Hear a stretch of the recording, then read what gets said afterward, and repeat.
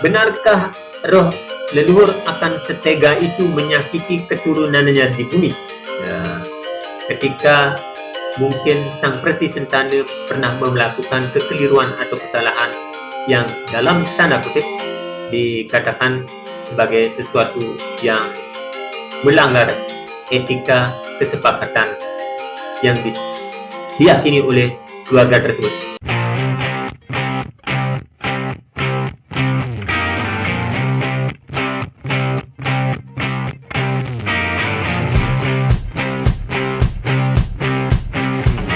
Meboye bukanlah kesalahan. Sikap Meboye juga tidak usah terlalu dipermasalahkan.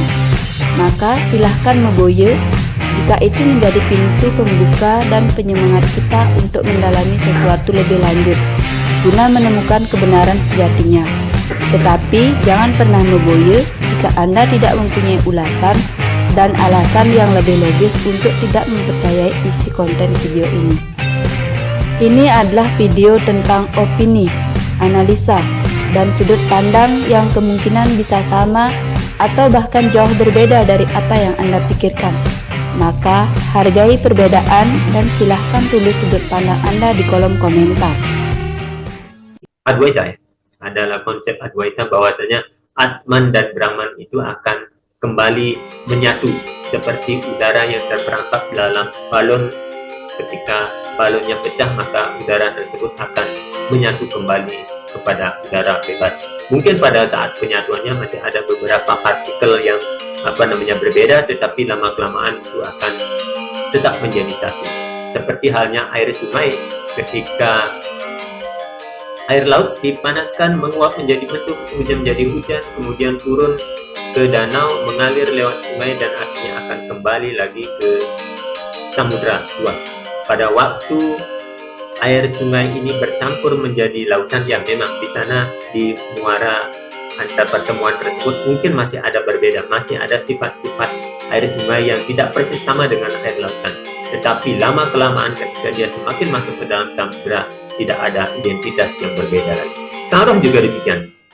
Tidak ada perbedaan antara Atman dengan Brahman ketika dia sudah benar-benar masuk ke dalamnya, bukan ketika dia baru ada di permukaan saja. Penyatuan Tuhan dengan percikan kecilnya sebagai sang jiwa, ini adalah suatu keniscayaan. Ketika sang roh pulang ke alamnya, tarikan duniawi menyulitkannya meneruskan perjalanan ke alam kesadarannya.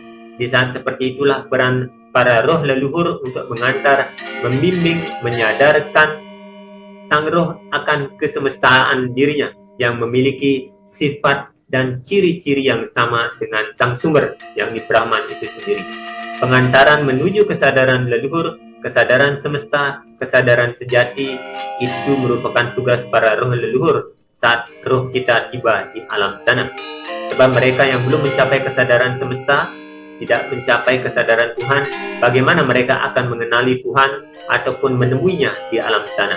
Ya, bagaimana kita katakan tadi bahwasanya ketika kita hanya mengenali wajah-wajah atau penggambaran Tuhan sebagaimana yang dikatakan oleh Kike, Tuhan yang kita ciptakan sendiri berdasarkan imajinasi kita, bahwasanya Tuhan itu begini, berlengan begini, wajahnya seperti ini, memegang ini, itu kan imajinasi kita yang berusaha kita sematkan untuk menggambarkan Dia yang tidak berwujud dan tidak berbentuk, agar pikiran kita yang terbatas dengan panca indera kita yang terbatas ini bisa coba untuk memahami Dia yang tidak terbatas dengan segala keterbatasan kita. Makanya kita berusaha untuk mewujudkannya dalam berbagai bentuk dan nama yang kita sukai. Tetapi tentu saja itu bukanlah Tuhan yang sebenarnya. Ketika kita terfokus, terpaku pada penggambaran Tuhan-Tuhan tersebut, yang jelas saja ketika nanti Tuhan mewujudkan dirinya atau Tuhan kita temui dalam wujud yang lain, kita menjadi bingung. Kita tidak mengenali Tuhan, orang tua yang kita cari-cari hanya karena dia memakai pakaian yang berbeda, atau wujud yang berbeda, atau nama yang berbeda, penggambaran yang berbeda. Padahal jika kita benar-benar mengetahui dan mengenali Tuhan dimanapun, dengan cara apapun, dengan gaya bahasa apapun Dia sembunyi dimanapun, kita pasti akan mengetahuinya. Itulah orang-orang yang telah benar-benar mengerti siapa Tuhannya. Jadi tidak terjebak di sana. Tapi pembelajaran diri tentang kesadaran jiwa dan kesadaran Tuhan, God consciousness, juga perlu kita jalani di kehidupan bumi, sehingga sampai saat di alam roh, maka para leluhur akan lebih mudah untuk menuntun kita kepada kesadaran selanjutnya. Pujalah para leluhur agar kita bisa meneladani keluhuran sifat-sifat dan kesadarannya, dan kelak kita bisa mengenali mereka sebagai penuntun roh kita di alam sana. Jadi ini mesti garis bawahi dulu yang dimaksud dengan leluhur tadi ya, sebagaimana yang sudah saya sampaikan barusan, bahwasanya tidak semua roh kerabat keluarga yang sudah meninggal itu bisa dikategorikan sebagai leluhur, dan roh leluhur itu tidak hanya berasal dari kerabat keluarga kita saja, tetapi dari semua lapisan strata sosial masyarakat di semua semesta ini bisa menjadi roh yang sama, menjadi roh pembimbing dalam satu kategori, yakni leluhur. Mereka jiwa-jiwa yang sudah memiliki kemuliaan dan kesucian. Nah, setelah upacara ngaben, biasanya ada beberapa orang yang masih tipu, masih ingin meyakinkan apakah upacara ritual yang sudah mereka perbuat itu, mereka lakukan itu sudah bisa diterima, benar bisa menunjukkan jalan kepada sang roh untuk segera pergi mendapatkan tempat yang seharusnya dia dapatkan. Akhirnya keluarga tersebut konang lagi ke Balian. Biasanya kan ada orang-orang demikian ya, di Bali banyak kita temui orang-orang seperti itu yang masih belum yakin. Jadi mereka menanyakan kembali kepada medium atau Balian ketika dalam pernyataan sang medium tersebut dikatakan yang tidak sesuai dengan ekspektasi atau harapan mereka. Misalkan, wah Banten ini keuangan, Bantennya kurang ini, jadi sang roh masih mememan di pantai, misalkan. Sang roh masih ngayah di puri dalam, atau sang roh masih terjebak disekap oleh di pura Merajapati, misalkan. Kan banyak kejadian seperti itu sehingga berantakan itu. Pertanyaannya mungkin begitu, apakah roh seperti itu adalah roh yang baik? Karena seringkali akibat bisikan roh seperti itu yang dipercaya karena disampaikan oleh medium. Di sini bisa kita gambarkan bahwasanya tidak semua roh pembisik dari alam sana adalah roh matang yang memang sedang menjalankan tugasnya sebagai roh pembimbing untuk manusia ke arah kebaikan. Ada juga roh-roh tersesat yang sangat merasa beruntung jika bisa terhubung kembali dengan kehidupan manusia. Maka ia menjadikan kesempatan itu ketika ada orang yang bertuang, ketika ada orang yang berluasang itu untuk masuk, bisa berkomunikasi dengan manusia untuk menjalin kerjasama yang akan saling menguntungkan. Manusia yang terjebak dalam ketidaktahuannya akan merasa semua bisikan dari roh seperti itu adalah sebuah kebenaran. Bila manusia itu menjadi penyembuh, ia kadang tidak sadar bahwa bisikan dari alam sana yang dijadikannya dasar kebenaran justru menjadi sumber petaka bagi kehidupan pasien yang dibantunya. Fitnah ilmu hitam dianggap kebenaran, jalan keluar yang tidak masuk akal dianggap kebenaran. Maka mereka akan terjebak semua dalam permainan alam sana. Nah, lantas pertanyaan yang timbul selanjutnya masih tentang leluhur atau ya leluhur yang sudah kita bahas barusan. Ada pernyataan di masyarakat seperti ini, nanti salang leluhur gitu.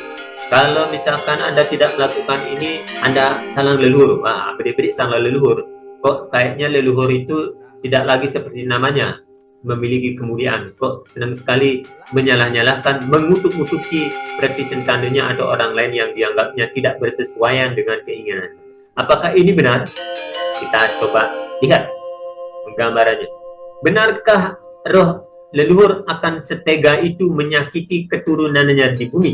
Ya, ketika mungkin sang Pratisentana pernah melakukan kekeliruan atau kesalahan yang dalam tanda kutip dikatakan sebagai sesuatu yang melanggar etika kesepakatan yang diyakini oleh keluarga tersebut. Kita sebelum jawab, tanya balik dulu lagi ya.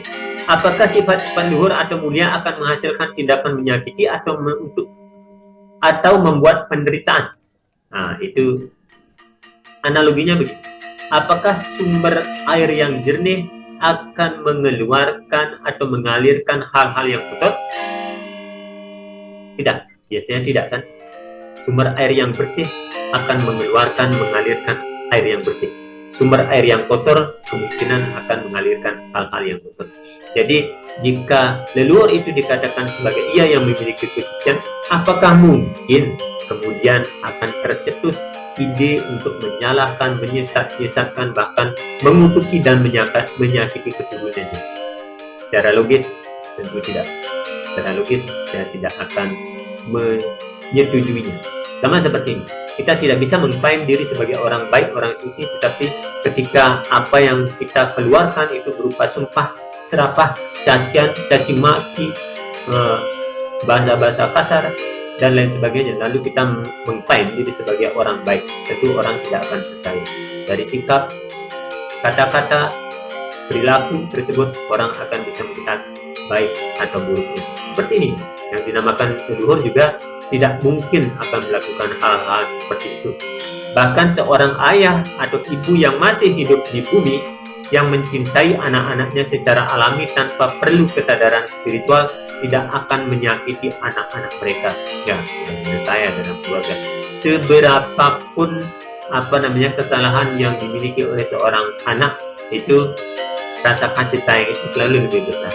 Mungkin satu waktu kita akan marah, mungkin satu waktu kita akan memberikan hukuman, tetapi hukuman yang didasarkan pada kasih sayang, bukan untuk menghukum, membuatnya menderita, tetapi dia hanya untuk mengajarkan saja, mengajarkan. Ini tidak mungkin kita akan dikutuk-kutuki. Orang sebagai orang tua, dia tidak akan mengutuk anak yang adalah generasi penerus kita, pelanjut kehidupan kita. Jadi roh yang sudah luhur atau tinggi kesadaran jiwanya di alam sana, yang sudah melepas kemelekatan dengan urusan duniawi, tidak akan berbalik menyakiti keturunannya di kehidupan bumi ini. Manusia menderita bukan karena disalahkan oleh para roh leluhurnya, melainkan disalahkan oleh sifat-sifat luhurnya sendiri. Ya, itu secara alamiah kita itu kan merupakan wujud dari Satyam Siwam Sundaram. Satyam kebenaran, Siwam keindahan, Siwam kebaikan, Sundaram keindahan. Ini sudah pernah kita bahas. Jadi ketika ada orang yang mengatakan bahwa kita tidak benar, kita akan marah. Dikatakan jahat, kita tidak suka. Dikatakan tidak bagus, jelek, wajahnya jelek, kita juga tersinggung, tidak suka kan? Karena apa? Karena pada intinya kita adalah Satyam Siwam Sundaram, memiliki sifat yang penuh dengan kebaikan, kebenaran, dan juga keindahan. Jadi di sini bukan disalahkan oleh roh leluhurnya, tetapi oleh sifat alami dalam dirinya lah yang membuatnya dia merasa menderita. Setiap jiwa turun ke kehidupan bumi untuk meluhurkan dirinya, untuk meningkatkan kesadarannya lewat kebaikan dan kebenaran. Ketika ia melakukan hal-hal yang berbeda jauh dari hal ini, melakukan kebalikannya, maka dirinya sendiri yang luhur dari dalamlah yang akan membuatnya menderita. Sifat-sifat luhur yang ada di dalam dirinya berontak, menyadarkan bahwa bukan begitu seharusnya. Persis orang yang tidak suka pedas akan menderita oleh rasa pedas yang dipilihnya sendiri. Jiwa yang baik akan menderita oleh keburukan yang dilakukan oleh tubuh dan pikirannya yang masih mengikuti dorongan emosi buruk. Jadi memang tidak ada entitas roh-roh leluhur yang membawa hidup keturunannya dalam penderitaan. Jikapun ada, tentu itu bukan roh leluhur, itu mungkin para roh yang masih melekat pada urusan duniawi dengan keturunannya. Jika roh leluhur ingin menuntun anak-anak dan keturunannya dari alam sana, mereka akan memilih cara penyadaran yang lembut. Ini roh leluhur ya. Kalau ada kasus keluarga misalkan sakit dan dihubungkan, ketika ditanyakan kepada seorang medium atau balian, itu sebenarnya bukan roh leluhur, tetapi roh kerabat keluarga yang mungkin masih melekat pada pengalaman kehidupannya sewaktu masih membadan. Misalkan dia memiliki dendam atau memiliki hal-hal kebencian yang menyelimuti manomaya kausanya, lapisan pikirannya, dan itu terbawa ke alam roh, sehingga di sana pun dia masih melekat, masih diberitakan oleh lapisan yang menyelubungi manomaya kausanya. Pesan ini sedikit membuka pemahaman. Jadi pada akhirnya semua kembali berkenaan dengan karma kita sendiri.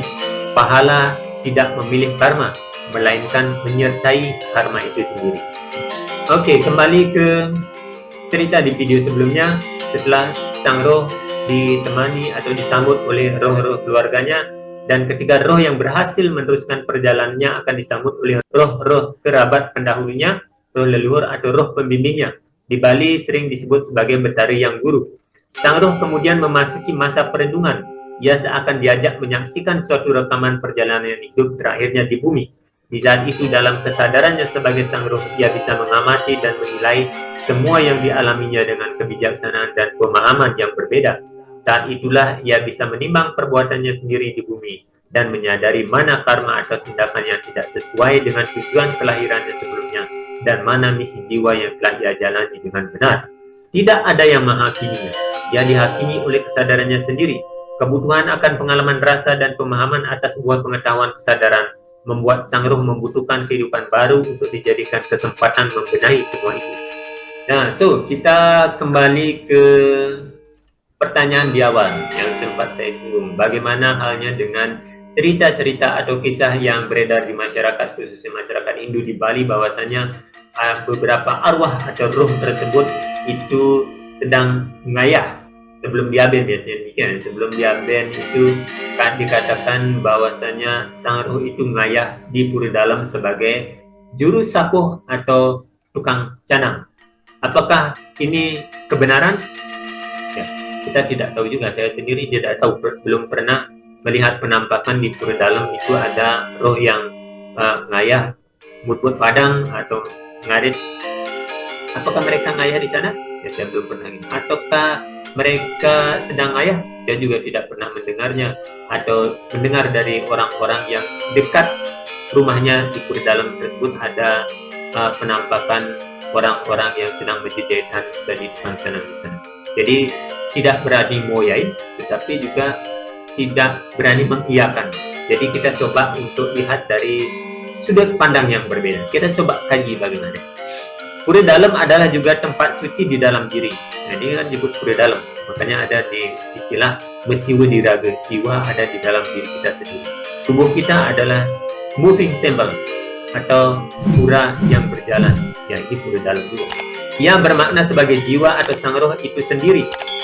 Di alam kematian, bila sang roh dikatakan mengabdi sebagai juru sapuh, tukang sapu, berarti ia sedang ada pada masa perenungan untuk membersihkan sampah penyesalan atas noda karma buruk di kehidupan terakhirnya. Ya, kita anggap saja demikian. Juru sapu itu namanya kan tukang sapu. Ia sebenarnya dikatakan dengan bahasa simboliknya sedang menjadi tukang bersih-bersih di pura dalam. Artinya dia sang roh sedang membersihkan kekotoran diri atas penyesalan dan noda karma buruk di kehidupan terakhirnya.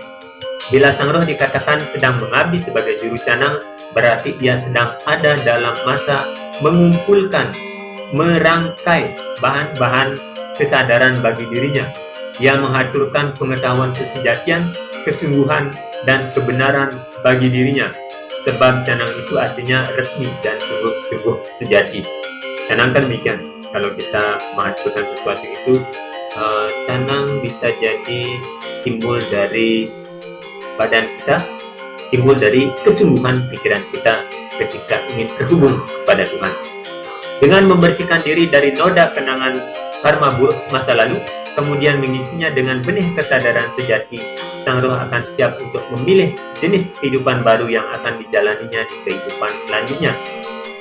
Lantas ada juga keyakinan bahwasanya roh itu disekap di Merajapati. Nah, apakah memang ada roh-roh gentayangan pada siang seperti itu ya?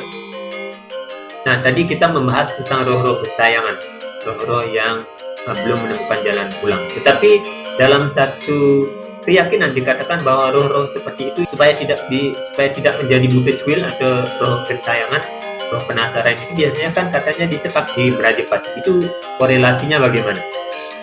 Nah, dari sudut pandang ini, dari apa yang pernah dialirkan semesta kepada Guru N Mustika, ini semua dari penjelasan beliau yang sudah pernah dibawakan atau dituliskan dalam status media sosialnya yang coba saya pelajari dan saya estafetkan kembali semampu saya, semampu yang dapat saya tangkap. Kemudian kita share lagi untuk jadi pengingat saja.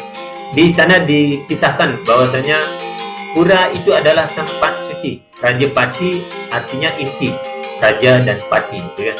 Pati artinya inti dari makhluk hidup. Itulah adalah roh, jiwa, atman, atau apapun istilah yang kita kenali untuk sang hidup. Jadi pura Prajapati adalah tempat suci bagi para roh di alam sana yang jasadnya masih belum tuntas diupacarai di kuburan. Roh-roh mereka dititipkan pada sang penguasa roh atau Merajapati. Dengan demikian roh-roh yang belum melanjutkan perjalanannya ke alamnya sendiri bisa berkumpul di tempat suci yang sama. Pura Prajapati dibangun biasanya di bagian hulu dari kuburan sebagai pesan bahwa para roh yang belum tuntas urusannya dengan bumi masih melekat pada jasadnya yang telah dikubur akan tetap dijaga di tempat suci itu. Dengan demikian tidak ada yang bergentayangan menjadi kecil yang suka mempengaruhi atau mengganggu kehidupan manusia. Setiap roh memiliki kehendak bebas. Jadi ya walaupun sudah dijaga demikian kan nyatanya ada juga kalau sekali lagi. Jadi beberapa konten kreator yang membahas tentang ini biasanya kan mereka apakah itu benar atau tidak, penampakan kuntilanak atau pocong seperti itu yang keliaran di mana-mana di menempati rumah-rumah kosong, pohon yang rindang, pohon besar dan rindang ataupun di jembatan dan lain sebagainya. Katanya sudah dijaga oleh Prajapati. Bagaimana penjelasannya ini? Nah, setiap roh itu masih memiliki kehendak bebas sebagaimana kita dalam kehidupan ini. Persis saat ada dalam kehidupan seperti manusia, ada orang yang mudah mematuhi aturan, ada juga roh yang suka melanggar aturan sekehendak hatinya. Hal yang sama juga katanya terjadi di alam roh sana. Maka hati-hati jika kita hendak terkoneksi dengan alam roh. Lakukan sesuai aturan agar yang kita temui adalah roh-roh yang taat pada aturan alam roh. Jika tidak, maka kita akan bertemu roh-roh penyaru yang suka mengaku sebagai roh-roh tingkat tinggi. Mereka seakan membawa pesan tuntunan tetapi malah bisa menyesatkan kehidupan. Maka hati-hati dengan roh penyaru demikian. Biasanya ini orang-orang atau medium tersebut yang katanya bisa berbicara dengan roh yang sudah meninggal itu rentan sekali disusupi atau dimasuki oleh roh-roh penyaru demikian, sehingga penjelasan yang kita dapatkan itu adalah penjelasan yang berantakan sekali, justru membuat keluarga kita berantakan atau membuat upacara yang sudah benar itu kita dibuat bingung dan bimbang lagi. Jadi sekali lagi hati-hati dengan roh-roh semacam itu, roh-roh penyaru yang gentayangan di mana-mana ingin berkomunikasi dengan manusia kembali. Apalagi jika ada roh-roh yang memang menjalin kerjasama dengan manusia atau dimanfaatkan oleh manusia untuk satu kepentingan tertentu saja. Hati-hati, sejumlah roh di alam sana memang bisa diajak bekerja sama untuk urusan duniawi. Namun bila salah menjalin hubungan akan berakibat fatal atau buruk ya. Ada roh-roh pembimbing di alam sana yang memang bertugas untuk membantu jiwa manusia menjalani kehidupannya. Roh seperti ini biasanya memang terkait secara misi jiwa dengan manusia yang dibimbingnya. Manusia yang seperti inilah yang disebut sebagai mereka yang ngiring, ya, ngiring. Karena memang ada roh pembimbing yang memang ada keterkaitan misi dalam kehidupannya dengan manusia yang dipilihnya. Jadi misi jiwanya memang menjadikan kehidupan ini sebagai jembatan penghubung secara antara alam sana dan alam bumi. Mereka membantu roh-roh pembimbing untuk menyampaikan pesan-pesan kesadaran bagi kehidupan ini. Roh-roh pembimbing ini biasanya datang untuk memberikan kemudahan bagi manusia untuk memecahkan problematika masalah-masalah kehidupannya. Tapi sekali lagi, mesti hati-hati, harus pintar-pintar menyaring dan membedakan mana suara betara dan mana suara butekali. Jadi supaya tidak karena hal ini rancu, supaya kita bisa mendapati kepastian. Karena sebagaimana yang dilakukan oleh Hari Kencana, ya ini kita juga mesti hati-hati. Yang sing stres pasti budu-buduhan. Dari supaya tidak demikian. Katanya kita menganggap giring-giring ternyata cuma miring ya. Mereka biasanya akan diberikan pesan-pesan tentang kesadaran yang lebih tinggi. Pesan para roh pembimbing biasanya akan membawa manusia pada kebajikan, kesederhanaan, kedamaian, dan ketenangan. Sebaliknya ada pula roh-roh yang masih terikat di kehidupan bumi lalu mencoba menjalin hubungan dengan manusia agar kemelekatannya dengan kehidupan bumi ini bisa terobati. Ini juga dilakukan oleh roh-roh penyaru yang gemar mengatakan dirinya sebagai roh-roh tingkat tinggi, mengatakan dirinya sebagai dewa atau betara atau entitas lain yang dipuja oleh manusia. Mereka memiliki kemampuan untuk menunjukkan keajaiban pada manusia. Akibatnya manusia yang lemah dan mudah percaya akan mudah mempercayai dan meyakini mereka. Bila manusia terperdaya oleh kemampuan mereka, manusia ini biasanya tanpa sadar akan berubah menjadi jumawa. Ya, seperti ini. Jadi, saya singgung. Tidak menyadari. Ini kerjasama dengan sang roh yang bisa membuat sesuatu yang bagi kita ajaib. Itu yang ngirim, wah isi ini, isi itu. Ya. Akhirnya terkenal, melambung namanya. Tapi juga cepat duk. Karena ya, mereka juga adalah makhluk-makhluk energi. Energi semakin lama digunakan akan semakin menurun dan akhirnya habis menjadi energi kan. Demikian juga makhluk-makhluk energi yang berusaha diperalat atau bekerja sama dengan manusia demi keuntungan masing-masing. Sang roh yang masih melekat pada kehidupan bumi ingin menjadikan medium ini sebagai alat untuk dia berkomunikasi, dan sang medium yang terperdaya dan menganggap itu adalah kehendak dari hidup betara yang tidak menyadari bahwa itu hanyalah roh-roh penyaru, memanfaatkan ini untuk mendapat pengakuan, melambungkan namanya sebagai balian sakti atau seseorang yang memiliki kelebihan daripada manusia-manusia yang lainnya. Nah, ketika di video sebelumnya juga kita sudah singgung bagaimana sang roh ketika sudah memasuki masa orientasi, masa transisi, dan mereka merasa siap untuk reinkarnasi, mereka akan mengambil reinkarnasi. Tetapi tidak semua, ini tergantung pada kesadaran sang roh. Ada yang membutuhkan kelahiran kembali segera setelah kematiannya, ada yang memerlukan jeda yang cukup panjang sebelum kelahiran berikutnya. Roh-roh yang sudah matang sering memilih untuk tidak terlahir kembali dalam tubuh fisik.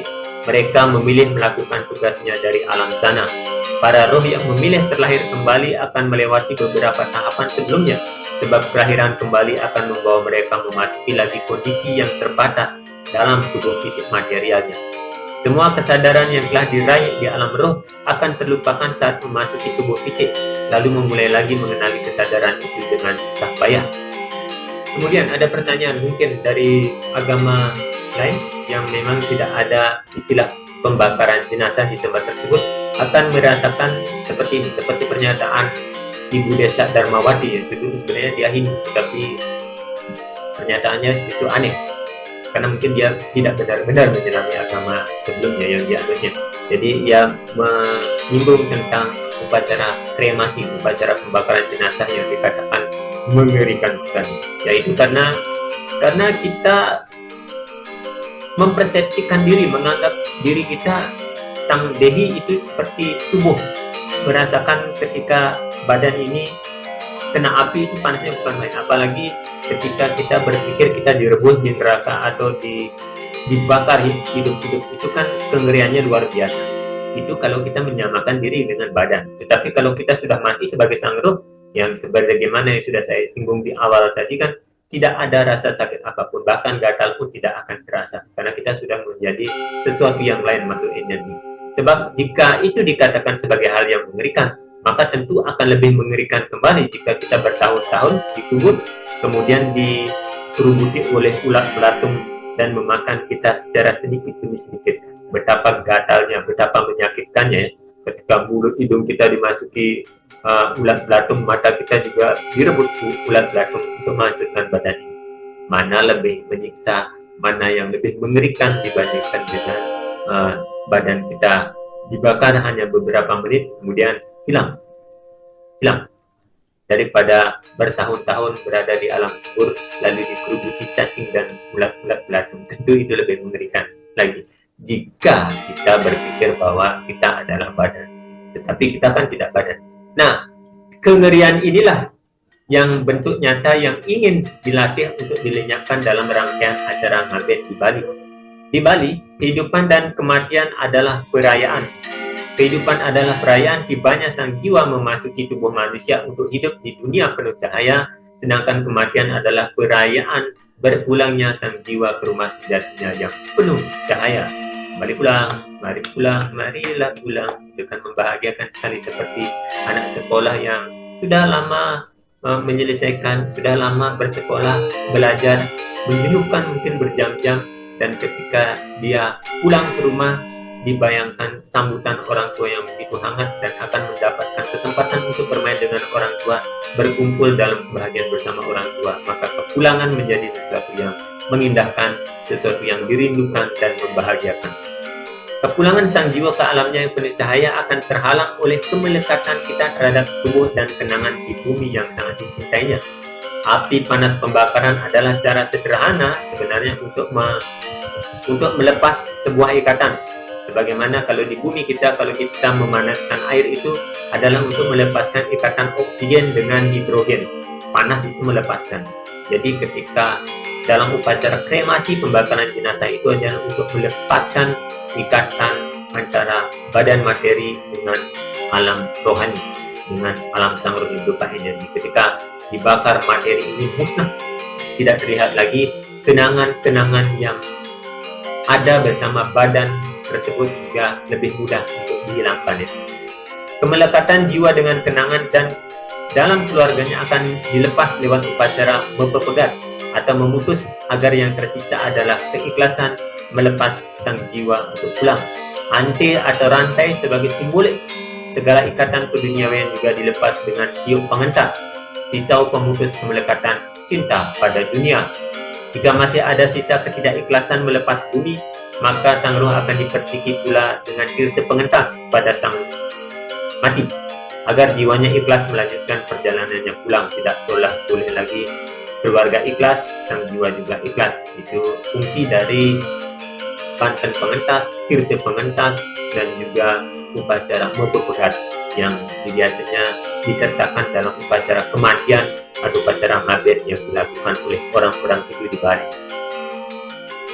Musik indah dan syahdu dari gamelan angklung atau gerlap beleganjur yang riang mengantar pulang, juga warna-warni keindahan Bali-Balian melengkapi nyanyian kidung syahdu penghibur momentum kepulangan jiwa, adalah sebuah kematian yang sangat indah sekali, diiringi oleh gamelan kidung-kidung yang berisi bekal-bekal pemahaman spiritual, warna-warni keindahan yang dibuat sebagai perayaan. Benar-benar di Bali, kehidupan, kematian, semuanya dirayakan baik-baik, dirayakan dengan penuh sukacita. Jasad yang telah lebur terbakar akan memudahkan sang jiwa untuk melupakan kenangan hidupnya bersama tubuhnya yang tak sirna. Semua rangkaian ritual kepulangan itu adalah perayaan bagi pembebasan jiwa dari penjara tubuhnya. Bukankah ini benar-benar merupakan pelajaran kemahardikaan atau kemerdekaan yang sempurna? Tanpa kebebasan jiwa setelah kematian, maka jiwa akan terjebak kembali di alam manusia ini, alam naraika atau neraka. Alam neraka, dimensi alam penuh siksaan bagi roh-roh yang ingin tetap berperan di bumi, tetapi sudah tidak lagi memiliki tubuh fisik, gentayangan kemana-mana. Dan tentu itu bukan menjadi tujuan kita dari mempelajari agama atau mendapatkan pengetahuan tentang perjalanan kita ke dunia akhirat, life after death, kematian setelah kematian. So, kira-kira itu pembahasan yang kita bisa bawakan untuk melengkapi penjelasan tentang keberadaan sang roh, perjalanannya setelah kematian atau keadaannya setelah meninggalkan badan. Jadi, ya tentu saja akan masih ada hal yang akan dan perlu dilengkapi. Jadi silakan bagi para sahabat yang memiliki pengalaman atau pengetahuan tambahan tersebut, silakan nanti ditulis di kolom komentar untuk kita bisa saling sharing, berbagi, saling melengkapi dan saling menambah. Saya kira itu menjadi bagian akhir untuk kesempatan kali ini. Kita membahas tentang sang roh yang menjadi strade kedua dari Pancaserata umat ini, yakni percaya dengan adanya Tuhan. Di poin pertama kita sudah bahas beberapa video. Bagi yang belum menontonnya silakan nanti kebit-kebit lagi video-video di awal. Sekarang sudah mungkin ada sekitar 50-an video. Jadi jangan tonton ini saja, tonton juga video-video sebelumnya karena ini sangat terkait. Kemudian seradi kedua kita membahas tentang percaya dengan adanya Atman atau sang roh atau jiwa. Ini sudah kita bahas dalam beberapa video dengan durasi sekitar 30 menitan di masing-masing video. Jadi kalau ada 7 sudah berarti 7 kali 3 itu ada 210 menit. 210 menit itu lumayan juga untuk jadi pengetahuan. So sebelum nanti kita akan melanjutkan pembahasan ke tema yang lain, yakni serada yang lain tentang karma pala, punarbau dan juga moksa, percaya dengan adanya moksa atau reinkarnasi. Kita sementara jeda dulu sebagai mana biasanya setelah melewati satu fase pemahaman tentang Tuhan, kita jeda dengan lagu-lagu spiritual untuk menenangkan pikiran kita, untuk merilekskan pikiran agar mudah menyerap informasi yang sudah kita coba babarkan, kita coba share kita semua untuk nantinya bisa kita proses supaya mendapatkan pemahaman yang benar. Dan berhubung juga bulan ini sudah memasuki minggu pertama di bulan November, bagi para pengikut Bhagawan Sri Satya Sai Baba tentu ini adalah bulan yang penuh berkah, karena bulan ini kemunculan Bhagawan Sri Satya Sai Baba, Brahman yang tidak berwujud dan mengambil wujud sebagai Bhagawan Sri Satya Sai Baba yang dipuja, dan pesan dan ajarannya begitu mendunia tentang kasih sayang dan pelayanan. Nanti spesial Kodisman saya akan mencoba untuk membahas beberapa hal yang bulan lalu masih tertinggal tentang Bhagawan Sri Satya Sai Baba. Jadi mohon izin pada para sahabat, pada penonton setia channel di YouTube, kita nanti akan membahas tentang hal ini. Walaupun mungkin Anda bukan pemujanya, tetapi kita setidaknya melihat pesan dan ajaran. Ingat, kebaikan dan kebenaran yang disampaikan oleh siapapun itu mesti kita terima. Jangan terfokus pada siapa yang berbicara, tetapi lihat dan dengarkan apa yang dibicarakannya. Jika itu adalah kebenaran dan kebaikan yang disampaikan, maka wajib hukumnya, patut dan perlu kita ambil. Tetapi jika tidak, ya sudah, kita abaikan saja. Jadi demikian yang bisa saya sampaikan pada malam hari ini untuk melengkapi pembahasan kita sebelumnya. Mohon maaf jika ada salah-salah kata atau penyampaian yang mungkin kurang berkenan di hati Anda. Saya akan tutup dengan para besanti. Om Anubhadra Pertapuyantu Wiswata. Semoga pikiran yang baik datang dari segala arah. Om Santi Santi Santi Om. Salam.